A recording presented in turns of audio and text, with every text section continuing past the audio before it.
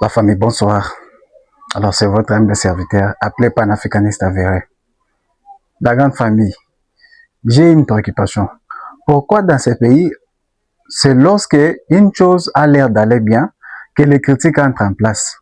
Alors, on est tous des Congolais et à des fois, on ne doit pas accepter que certaines critiques passent ou soit qui visent une mauvaise campagne ne passent pas dans nos têtes, ne soient pas en tout cas validées de manière positive dans nos têtes.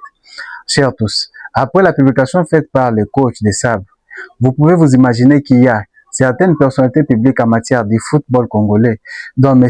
Constant Omari, M. Yves Dibailonga, ainsi que M. Otis Ngoma, qui dans leur sortie médiatique se sont mis à critiquer de manière négative cette liste qui a été publiée par M. Dessab pour le compte de la CAN Maroc 2025. Alors, non seulement ils ont critiqué la liste, ils ont également critiqué l'homme, le coach, le leader même de l'équipe nationale de la RDC. Alors, pourquoi? Ils disent que sur la liste, il n'y a que des binationaux. Il n'y a pas donc des joueurs qui évoluent au championnat local, c'est-à-dire la Lina Foot, même aucun joueur. Alors, les amis, disons-nous la vérité. Quel est le niveau de notre championnat aujourd'hui? Il se pointe à quel niveau actuellement? Et lorsqu'on parle des classements en Afrique des championnats, les nôtres occupent quelle place? Les nôtres. Vous parlez d'un championnat qui est actuellement logé par des corruptions, par des interruptions du championnat.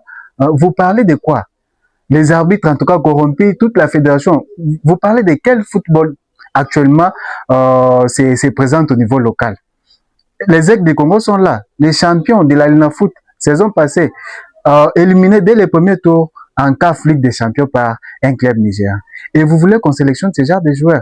En tout cas, on ne doit pas tolérer d'autres choses. Les binationaux, les professionnels, vous voyez leur niveau. Avez-vous vu le match livré par Wan-Bissaka face à son ancien club de Manchester United? Et vous voulez comprendre Moko Kwamal et qu'on les place à la place, qu'on les place à l'endroit de Wan-Bissaka. C'est ce que vous voulez. En tout cas, on ne doit pas tolérer autre chose. Pour votre information, le monsieur que vous critiquez, Dessab, c'est quelqu'un qui maîtrise très bien le football africain. Pour bref, il débarque en Afrique en 2011. Il s'engage avec la SEC Mimosa de la Côte d'Ivoire. Après la SEC Mimosa, il s'engage avec le Coton Sport au Cameroun. Après le Coton Sport, il coach l'Espérance de tennis.